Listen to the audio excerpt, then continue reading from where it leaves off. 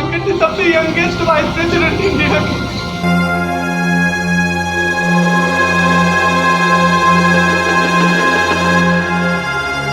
सबको गरीब बच्चों की इतनी मदद करता था मेरा, इतनी मदद करता था मेरा बाबू।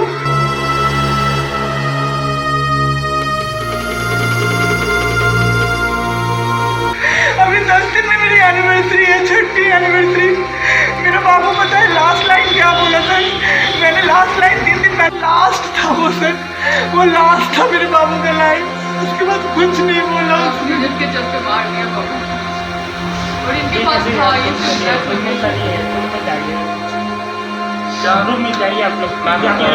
सर हम लोग नोएडा में रहते हैं, मैं और मेरे हस्बैंड।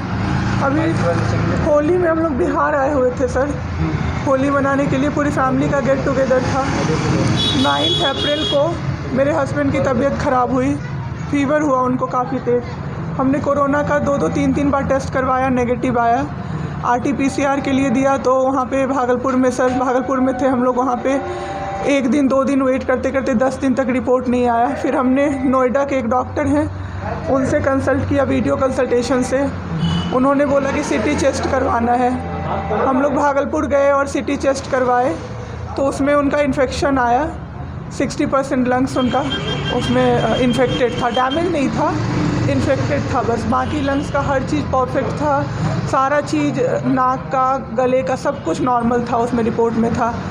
फिर हम लोग नेक्स्ट डे ग्लोकल हॉस्पिटल है भागलपुर में, ग्लोकल हॉस्पिटल लेके आए, वहाँ पे एडमिट कराया हमने ICU में। मेरी मदर की भी तबीयत ख़राब थी, मेरी मम्मी और मेरे हस्बैंड दोनों एक साथ एडमिट हुए। वहाँ पे इतनी लापरवाही हुई उनके साथ, इतनी लापरवाही हुई। डॉक्टर्स आते थे बस विज़िट के लिए, 10 मिनट देख के गए। उसके अलावा जितने भी वहाँ पे नर्स थे, कंपाउंडर्स थे, सारे के सारे जल्लाद थे सर।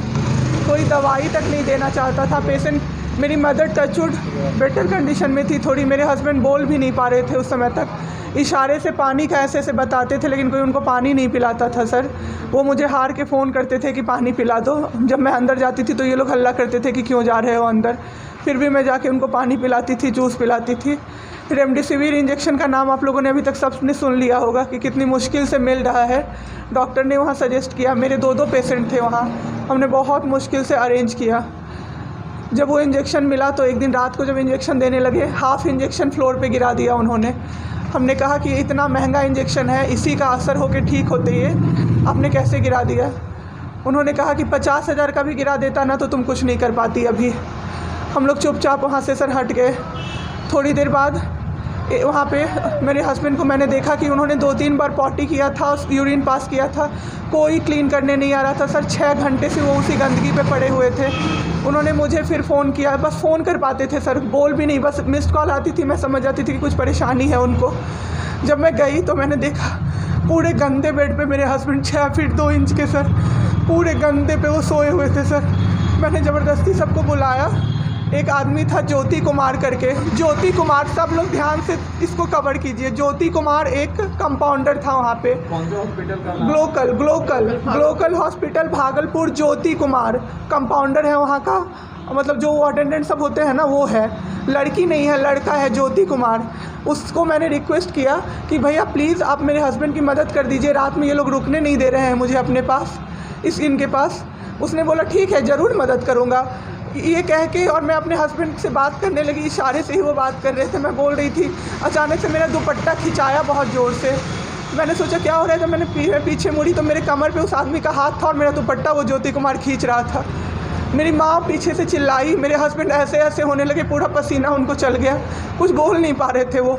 जब हम लोग ठीक थे ना, मैं बाहर निकलती थी ना, कोई मुझे ऐसे देखता था ना नॉर्मली ही तो कहते थे आँख निकाल लूँगा, क्या सोच के इसको देख रहे हो। और मेरे हस्बैंड उस दिन बेड पे पड़े हुए देखते रहे कि मेरी वाइफ का कोई दुपट्टा खींच रहा है। और जब मैंने उस आदमी को देखा ना तो वो मुस्कुरा रहा था। मैंने ऐसे दुपट्टा खींचा और मैं कुछ नहीं बोल पाई डर से कि मेरे हस्बैंड यहाँ पे है, मेरी माँ यहाँ पे है, ये लोग कुछ कर देगा, इस डर से मैं कुछ नहीं बाहर निकली। मैं बाहर निकल के मैं दम से बैठ गई। वो आदमी मेरे पास फिर आया, मुस्कुरा के बोला मैं ध्यान रखूँगा। मैंने बोला ठीक है भैया आप ध्यान रखना। मैंने कुछ नहीं बोला उसको, कुछ भी नहीं। 2-3 दिन बाद ऐसे ही कोई कोई सुविधा नहीं, कुछ नहीं। मेरे हस्बैंड की तबीयत उस दिन से बिगड़ी जब रात के 2 बजे में मेरी मदर के बगल वाले बेड पे एक अंकल, मास्क उनका हट गया था और वो अंकल चिल्ला चिल्ला के नर्स को बुला रहे थे और मेरी मम्मी चिल्ला रही थी, जल्दी आइए ये मर जाएंगे, जल्दी आइए ये मर जाएंगे। कोई नहीं आया और अंकल ने दम तोड़ दिया। ऐसे 3-4 लोग उस 2-3 दिन के अंदर दम तोड़े हैं बिना केयर के, बिना नर्स के आए। सारी नर्स टेबल कुर्सी लगा के सो जाती थी, कहती थी पागल हो गए हैं हम ही, अब मर जाएंगे इस कोरोना के चक्कर में, अब तो क्यों जॉब कर रहे हो, छोड़ दो, आपकी जगह कोई और आ जाएगा। उसके बाद वहाँ से बाई पैप वहाँ उस हॉस्पिटल में नहीं अवेलेबल था। मेरे हस्बैंड की तबीयत एक दिन बहुत ख़राब हो गई, उन्होंने मायागंज रेफ़र कर दिया, भागलपुर मायागंज हॉस्पिटल। हम लोग जब भी मायागंज आए, मायागंज की और हालत ख़राब, आईसीयू में 4 बेड था। मेरे हस्बैंड के बगल वाले बेड पे 4 लोग 6 से 7 घंटे में 4 लोग ख़त्म हुए।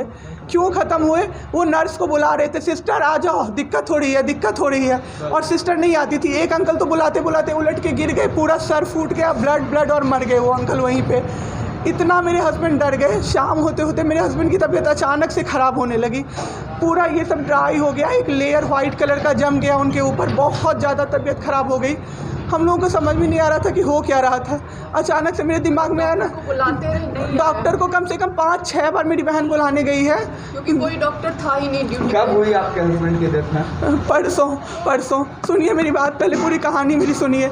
मेरी बहन 5 बार 6 बार गई है बुलाने डॉक्टर को मायागंज में, तो डॉक्टर क्या कह रहे हैं, यार रात में भी सोने नहीं दोगे, रात में भी सोने नहीं दोगे। जब हमने देखा जाके सर, तो लाइट ऑफ, इमरजेंसी के नाइट डॉक्टर्स का लाइट ऑफ, और सब नीचे बिछा के मूवी देख रहे हैं और सो रहे हैं, और दरवाज़ा तक नहीं खोला सर।